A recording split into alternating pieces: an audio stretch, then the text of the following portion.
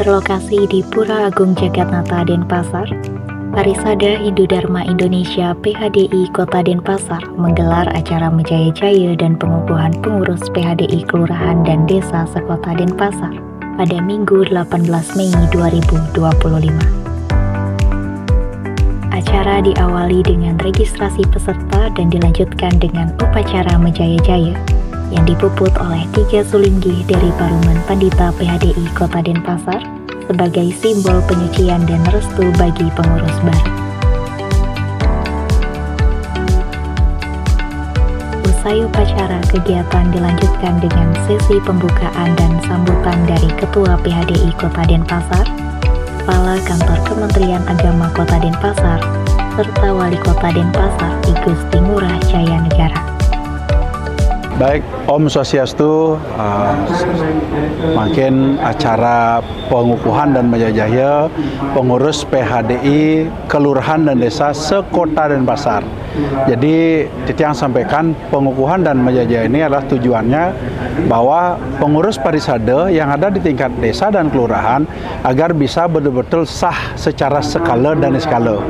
Secara skala SK-nya sedang dibacakan terkait dengan kepengurusan.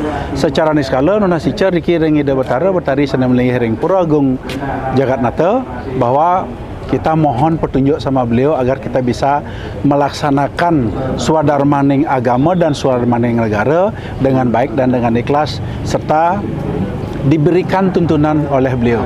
Jadi kita berharap tadi sudah 3 sulinggi yang muput sehingga kita betul-betul secara spiritual juga karena kita majelis agama tentunya kita bukan hanya sekedar SK saja tapi betul-betul kita langsungkan dengan secara spiritual juga. Nah sehingga kami selaku pengurus harian atau ketua pengurus harian di PHDI Kota Denpasar sangat berbahagia dengan hadirnya semua pengurus yang berjumlah 205 orang itu.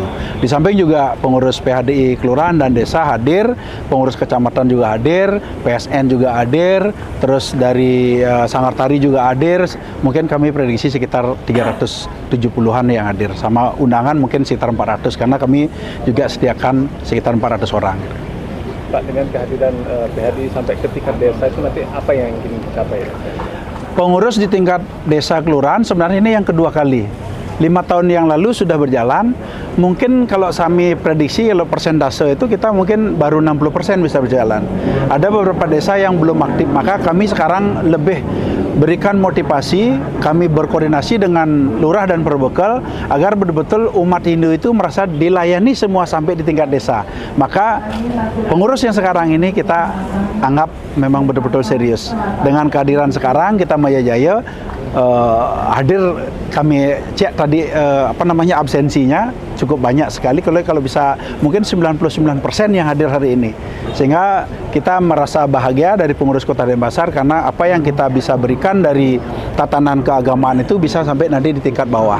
Jadi umat itu tidak langsung ke kantor PHDI, mungkin di desa kalau memang ada pertanyaan-pertanyaan terkait dengan majelis agama Hindu atau mungkin terkait dengan agama Hindu kita bisa jelaskan dengan detail kepada umat kita. Karena saya selaku ketua tidak mungkin juga bisa mengayomi semuanya gitu dengan waktu yang terbatas. Walaupun mungkin sekarang saya merasakan memang PHD itu diminta untuk hadir ketika ada yang sudiwedani, ada yang melakukan karya dan sebagainya. Kami diundang.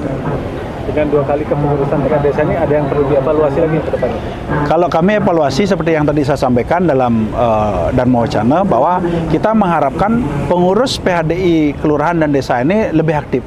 Maka kami minta kemarin Bapak Lurah dan Perbekal untuk memberikan nama-nama agar betul-betul ada konektivitas atau mungkin rasa hubungan emosional kepada pengurus PHDI agar bisa saling bekerja sama.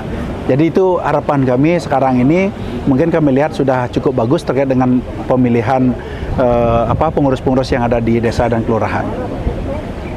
Momen utama dari kegiatan ini adalah pembacaan serta penyerahan surat keputusan atau SK kepada para pengurus PHDI tingkat kelurahan dan desa sekota Denpasar sebagai bentuk legalitas dan penguatan struktur organisasi.